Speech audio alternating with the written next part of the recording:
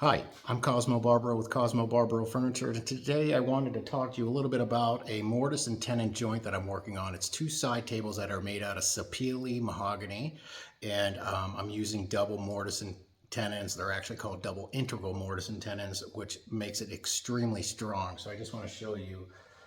In this case, the rail is about 5 inches wide, and here's the leg that I'm punching the mortises into. Give you a little close-up shot there. And here is the mortise and tenons.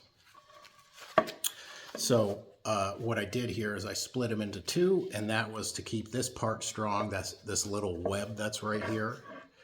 By keeping that, you keep this cheek strong. If I were to cut that out, that would be flexible and vulnerable to break if the table ever got hit.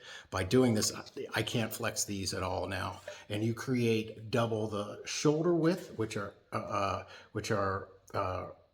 right here. This is what makes it strong. These are 3/8 inch tenons. I could have gone 1/2 inch, but just to give you an example, this tenon is strong enough to hold this entire table together if that was what's at each corner. But in this case, because I'm so wide, I have the option to do this. And when you fit these joints, mortise, tenon, you want the fit to be very close to something like this. When you start to fit these joints home, you shouldn't be able to, the joint should not fall out when you tip it over, when you go to install it.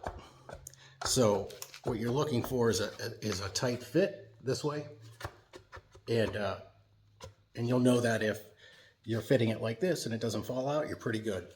If it rocks back and forth this way, that's bad. That's too loose. And then once you put this home, the alignment is very good. And this is super strong. Double integral mortise and tenon, Sapele mahogany. And here's an example of a floating double tenon. I did a chair project recently, and I didn't use floating tenons, I used integral tenons. So integral means that this is actually part of the piece.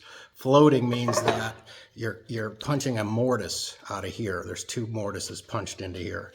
Okay, and then you're filling it with this. Sometimes you have to do that because of the certain grains, like this wenge was, I'm just getting some short grain, but for the most part, everything was a double mortise and tenon side by side like this.